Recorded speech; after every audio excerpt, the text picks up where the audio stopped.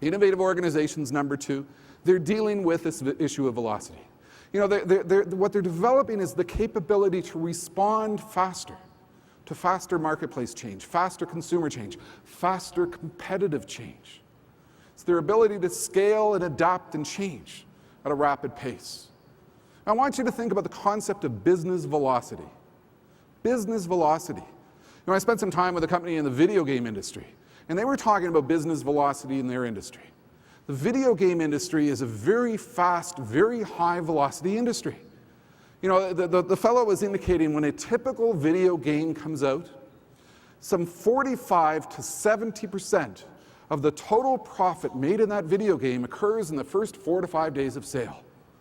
Think about that. That's a very high velocity industry. You know, and the customer is engaged in a different way, the customer is marketed to in a different way, but increasingly, the customer is driven by very high rates of velocity. A lot of the organizations I spend time to, we focus on the issue of how do we innovate in a high velocity economy? How do we accomplish that? What do we do? How do we transition quickly in terms of what we're producing, in terms of what we're marketing, in terms of what we're taking to the customer? I was in New York City in September with the Reader's Digest Food and Entertainment Group, the publishers of Every Day with Rachel Ray. We had packaging companies, we had food companies, we had Madison Avenue advertising companies.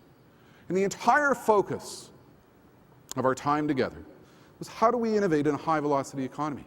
And we had food organizations who were sitting there and saying, you know, this is different in terms of what we could do 10 years ago. 10 years ago, we were slow, we were ponderous, we didn't respond quickly to a change in economic circumstances. What we need to do now was the focus of their conversation. What we need to do now is we need to make sure, you know, that we're changing our branding, we're changing our marketing, we're coming out with new products which are going to appeal to the likely reality that consumers are going to spend more time at home. That they will be spending more time at home and spending less time perhaps in restaurants. We're going to reformulate our message. We're going to reformulate our brand. We're going to come out with new products, you know, which are comfort driven, because during a recessionary time, people are seeking comfort. The entire focus of that industry conference was how do we innovate faster? High velocity change. You know, there was even an individual at that conference who was a stock photographer. Somebody who, you know, goes out and takes stock photos and sells them to Madison Avenue advertising agencies. And they made the observation that the weekend before, they were up in Pennsylvania taking pictures of Amish farmers because they could foresee that we would quickly see advertising campaigns that were built around the concept of comfort, built around the concept of the consumer wants to feel safe, and that the imaging and branding around products would play into that. How do we innovate at a high velocity to keep up with rapidly changing consumers?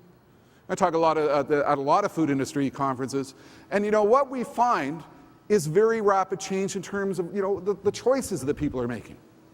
The fresh cut food industry almost doubled in size in a matter of 1 year. New recipes go from upscale restaurants to broad acceptance in the broad part of the population in about 18 months now compared to five years, you know, several years ago. Things are simply changing faster than ever before. And what innovative organizations do is they sit back and they challenge themselves every single day. How do we act faster? How do we collaborate more? How do we, throughout the organization, share the ideas as to what we're achieving in terms of market growth and product innovation and branding innovation and operational excellence? How do we collaborate more? How do we remove slow barriers? Where do we have barriers in how we think and how we act that are inherently slowing us down when our world is becoming that much faster? Innovative organizations are re-engaging with the new consumer.